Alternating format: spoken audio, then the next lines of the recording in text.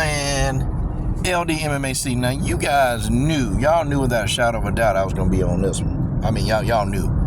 So Daniel Cormier fixed his, double quarter pounder with cheese, fat back mouth to, pretty much say, he praised Ngannou, gave his props. But then, he came out and he was like, well, but his opportunities in MMA are pretty much non-existent without the UFC. Woo, forgive the background noise. I'm going in on this one right here. Boy, I'm going in on the Michelin Man. I'm going in on this guy. Look, y'all, I got to ask a question to DC. And it's a question, okay? Where are your opportunities at? Now, are we talking financial opportunities or are we talking about legacy opportunities? Okay, which one? Because if we talking financial opportunities, Daniel Cormier, this man done made more than you in your whole career in one fight.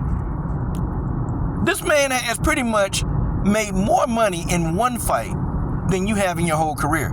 So are we talking about financial opportunities? Well, yeah, you're wrong. Now, legacy, okay. Yep, because he won't be able to fight John Jones unless he's a part of the UFC. But now, let's do this. Okay? Is that really going to tarnish his legacy?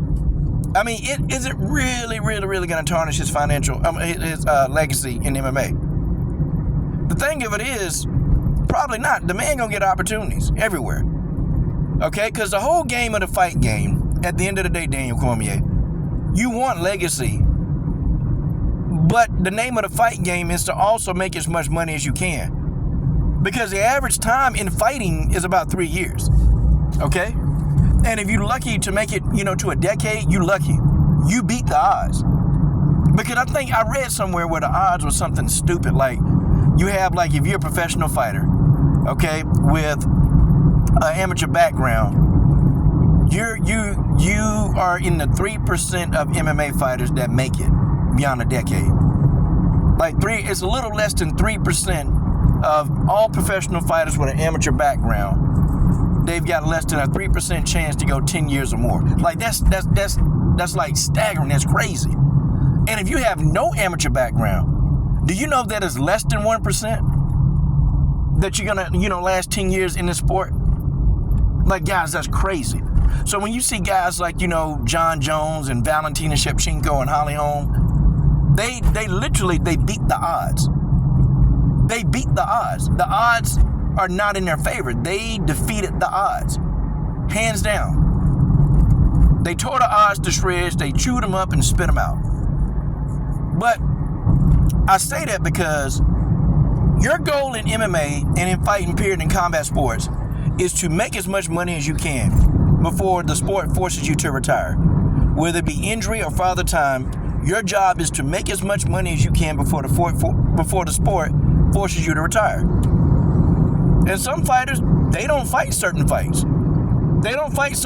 And some fighters, they're not even scared of the person. It's just they know that they're finna take a severe beating, an ass whooping, and they know that this is gonna take years off of their career, years off the careers that they're trying to maximize their dollar potential. So, okay, I get it. You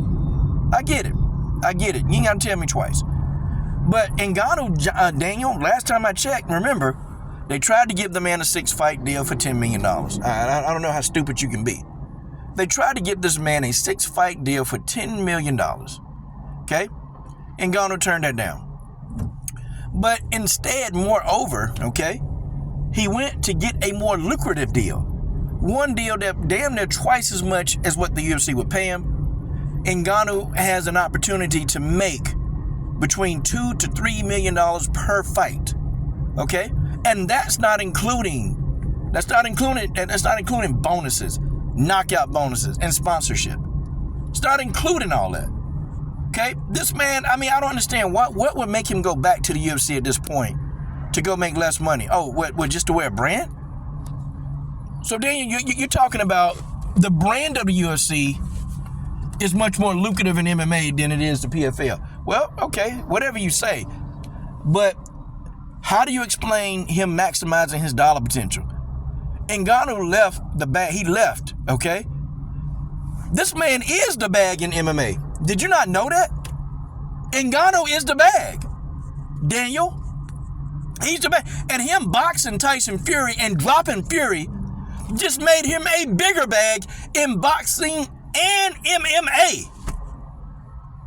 Ngannou's the bag now. He is the bag. So that would mean that fighters are going to have to leave the UFC to come to him. That's just what it is. Fighters are going to have to leave the UFC. They're going to have to leave the UFC. They're going to have to leave the Ultimate Fighting Championships if you're a heavyweight in order to get a bag, to get the ultimate payday. Because Ngannou is the bag. And the PFL, they're paying this man handsomely. And I guarantee you after his first season, they're going to pay him more. They're going to pay him more. Because people are going to tune in to watch Ngannou. You don't think after what he did to Tyson Fury, you don't think now people, boxing fans, are going to come over to MMA?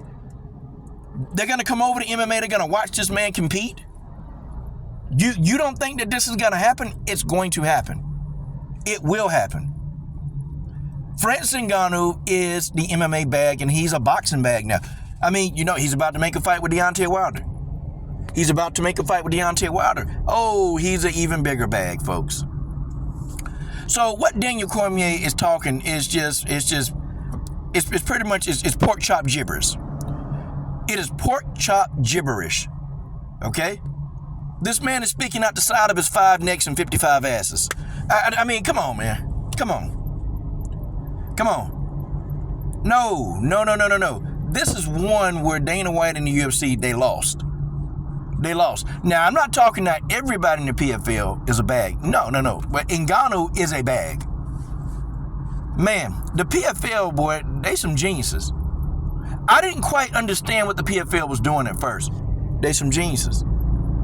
The fact that they did what they had to do to get Ngannou under their banner. Ngannou asked for a price, they gave it to him. That's it. Ngannou asked for a price, gave it to him. Ngannou went to the UFC, asked for a price. They said that they couldn't justify giving him that money, or they couldn't give it to him. Or every time a brother, and I say this over and over, when a brother want to ask for his money, whenever a brother want to go in and get his money, the first thing that people do is, oh, man, shoot, man. That's a lot of money, man. The average person don't even make that, man. He need just going to take the money and shut up and fight. He just need to take it. Like, how dumb would this be? Okay, if Ngannou would have took that UFC deal, he'd been making 50% less money. Guys, who wants to take home half of their paycheck? Would you do it? Would you stay somewhere where they're going to pay you half of your paycheck, and you know for a fact that you can be somewhere else making more money? You got to treat this like you're an employee. You got to treat it like you're an employee at a job. You got to treat it that way. Would you work somewhere for half of your bag? And you see people over in the other company, they're making twice as much as you. Okay? And you have an offer to go to the other company. Are you going to stay at the other company because they got a bigger name than the company you're trying to go to? It don't make sense. You're not going to do it. So why the hell do people like Pork Chop Gravy DC expect Ngannou to sign a damn UFC deal? People get so damn enamored. Oh man, oh you turned down the UFC? Kayla Harrison did. Kayla Harrison turned it down, and they reportedly gave her a lot of money. But guess what the PFL did? They made the deal sweeter. The PFL, they made the deal even sweeter to keep Kayla Harrison. But Kayla Harrison didn't take that deal. She was like, nah, I can make more money over here. She'd be stupid not to. And I understand, Hype Job Harrison, was talking about a legacy fight with Cyborg. She was talking about a legacy fight that she wanted to get out. She had, a Bellator offer on the table, and a UFC offer, and then the PFL came in and smashed them both. Okay? It's what it is. Now, Kayla Hype Job Harrison, she could have went and took that legacy fight. She could have took it, but she'd have made less money going to Bellator. That we can put that out there right now. Okay? I wanted Kayla with all the mouth she had to go fight Cyborg. because she kept saying she'll whoop Cyborg's ass. But then you got to look at it at the end of the day. She's a fighter. Okay? Kayla don't know. No fighter knows how long they're going to be in this. They don't know.